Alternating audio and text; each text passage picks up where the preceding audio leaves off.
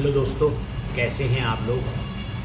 तो इस सफलता के जर्नी में, जर्नी ऑफ सक्सेस की कहानी एक बार लेके फिर मैं आपके सामने हूँ। 2-4 दिन फिर अपने काम रहने का मैंने कहा अपने छोटे मोटे एक्सपीरियंस जो भी मेरी ज़िंदगी में आएंगे वो मैं आपसे शेयर करता रहूँगा, तो मैं आपका पीछा छोड़ने वाला नहीं हूँ। दोस्तों, किसी भी चीज़ में सफलता पाने के लिए उसमें लगातार मेहनत करनी पड़ती है, अपनी सुध बुध खोनी पड़ती है, सब कुछ अपना ध्यान उसी के ऊपर एकाग्र करना पड़ता है। तो वही हालत इस समय है। बहुत परेशानियाँ और बहुत दिक्कतें इस मंजिल में आ रही हैं, चाहे वो फाइनेंशियल हो और चाहे वो लोगों के सहयोग की हैं कि हर कोई इंसान आपको ऐसा लगता है कि वो आपको सहयोग करेगा और ऐसा होता नहीं है, तो आपका दिल दुखता है। लेकिन मैं इन सब चीज़ों से पार पाता हुआ अपने लक्ष्य की तरफ प्रेरित हुआ हूँ और उसकी तरफ चले जा रहा हूँ। तो इस सब जर्नी में मैं एक बात समझ में आई है।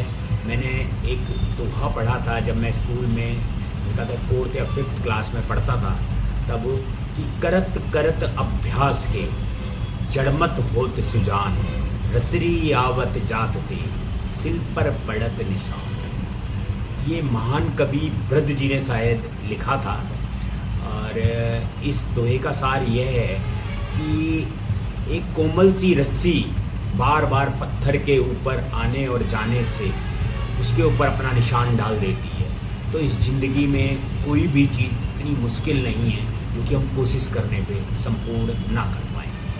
और इस दोहे के माध्यम से बहुत कुछ मेरे दिल में जागृत हो। जब मतलब मुझे कोई भी परेशानी, जैसे कि अभी पीछे 2-4 दिन मैं कोई वर्क कर रहा हूँ तो मुझे कुछ परेशानियाँ जैसे आ रही हैं, उसके अंदर कोई रुकावटें आती हैं, तो ये दोहा मेरे मन में आया तो मेरे अंदर एक और मन में आस जगी। तो मैंने सोचा अपने दोस्तों से इस बात के लिए शेयर किया जाए। जब मैंने वो दोहा पढ़ा तो मैं उस दोहे की तह तक गया।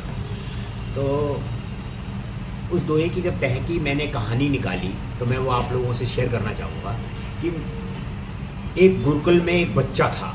वो बहुत ही मंदबुद्धि था और पूरी कक्षा उसे मूर्ख मूर्ख कहा करती थी। वो बेचारा 10 वर्ष बीत जाने के बाद भी मूर्ख बना रहा। साथ ही साथ लोग उसका मजाक उड़ाते रहे। उसे बैल का राजा, बैल बुद्धि, बरदराज आदि शब्दों की संज्ञा दी गई। दूसरे शिष्य द्वारा उस बच्चे को चढ़ा जाना गुरु को पसंद नहीं था।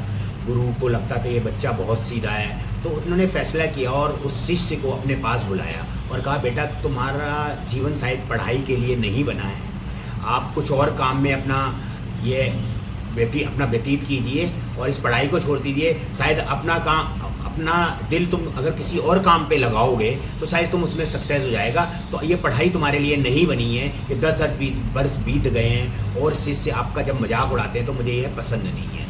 तो वो बेचारा बच्चा गया और उसका मन आया कि मैं आत्महत्या कर लेता हूँ। तो वहाँ एक वो साइड में बैठ गया और एक कुएं के सामने वो देखने लगा तो उस पर रस्सियों के निशान बने हुए थे। तो उसने उसको देखा और सोचा कि एक कोमल रस्सी भी बार बार जब उस रास्ते से चल रही है, मतलब उस कोशिश कर रही है, तो उस मजबूत सिल पर भी निशान बांध दे रही है, तो फिर मैं क्यों नहीं पढ़ सकता हूँ। तो वो वापस गया और गुरु से कहा कि आप मुझे थोड़ा सा समय दीजिए और मैं इस पढ़ाई को कंटिन्यू करूँगा और मैं सक्सेस होकर दिखाऊँगा।